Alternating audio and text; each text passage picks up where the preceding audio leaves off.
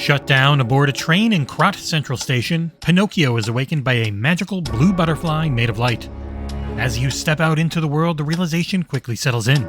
This is not the Disney version of the character. Instead, you are met with a Baroque style full of body horror, death, misery, and hope. Lies of P is a Souls game through and through, utilizing all the best parts of those titles. It stands toe-to-toe with From Software's greatest pre-Elden Ring work by introducing excellent quality of life improvements and a style all its own. It's coming to Game Pass at launch, and it is fantastic. Allow me to explain why in the XboxEra review of Lies of P.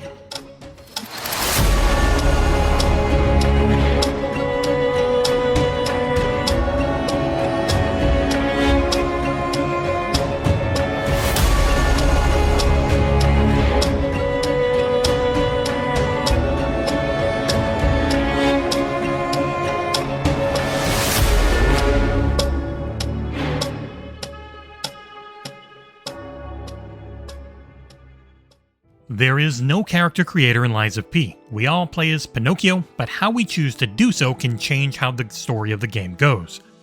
Will you be a good boy and tell the truth? Or will you be more human and lie when it suits you?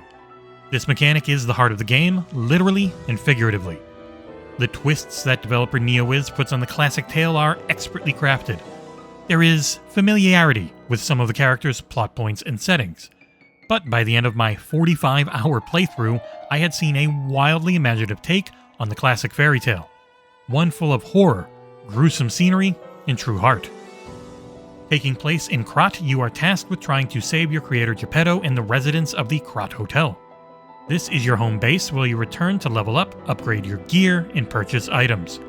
To do this, you'll need the energy driving the puppet frenzy that has overtaken the city. Ergo is a glowing blue substance, and its origin lies at the center of the game's mystery.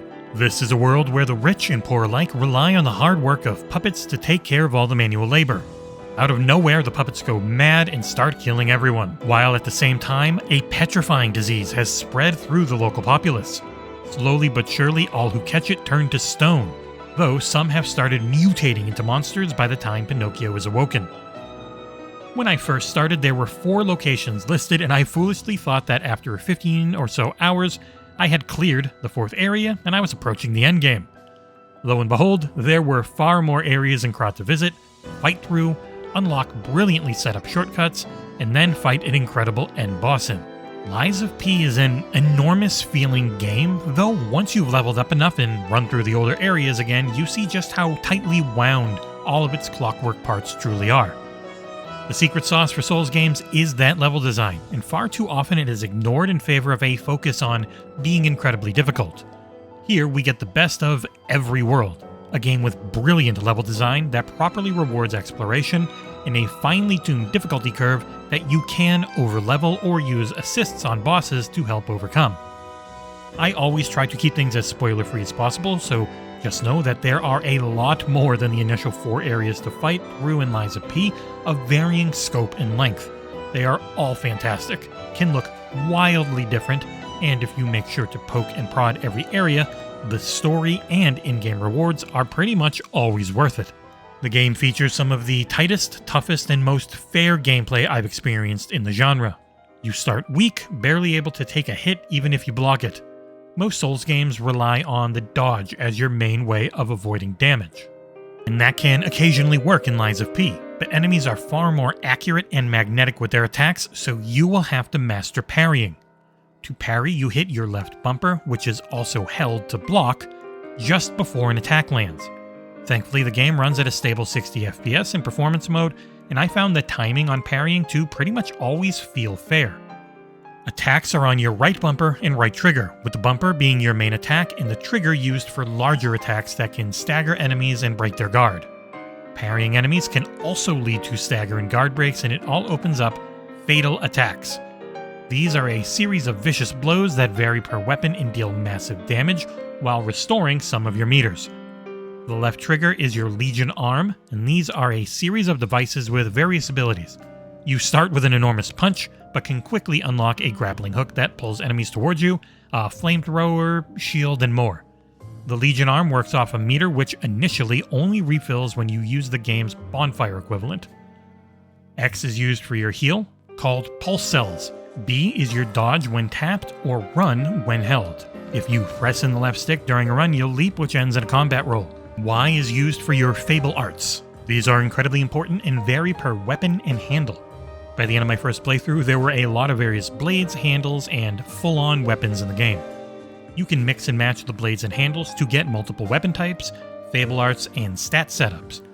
You'll need to successfully attack or use a consumable to fill up that fable art meter. Once you do, you can either use Y or left bumper plus Y to activate different arts depending on your setup, and they can be extremely powerful.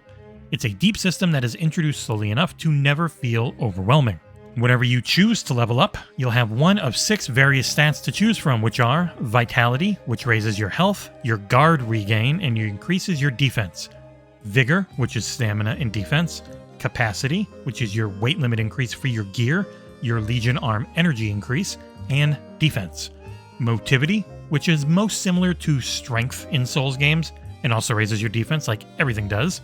Technique, which is most similar to dexterity. And Advance, which increases Legion arm damage, capacity, the damage of throwable items, and your defense, of course, along with increasing damage for elemental weapons. It's a familiar system, with a few name changes for those familiar with the genre. Overall, combat is stellar, with excellent variety, allowing you to play how you want to. I ended up focusing on Technique and Advance, slashing and burning enemies to give them constant status effects. I did break their guard less often if I had been Motivity, but I just loved being fast, going in and out as I worked to learn the timing of all their attacks. Successfully parrying in the game is one of the most satisfying things I've ever felt in any game. Going up against the endgame bosses and parrying 15 attacks in a row when I had no HP left to then deliver a killing blow just before I died is a rush that few other genres can match. And there are multiple meta systems at play for leveling up your character, the main of which is the hilariously named P organ. This is a series of choices you make to power up and customize Pinocchio to your liking. You'll need to find or earn quartz to unlock each part, there being 5 levels in total. I reached level 5, but I hadn't fully unlocked it by the time I finished this review, and I had searched every part of every level I could find, so maybe it's something meant for New Game Plus. To start with, you'll have 4 areas, each with a couple of choices.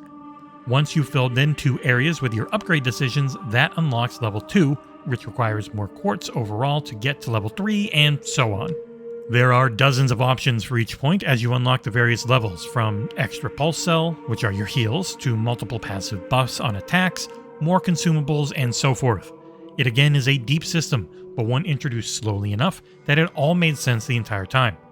There are a few other meta leveling systems, but I won't spoil them as most weren't in the demo released a few months before the game was coming out in full.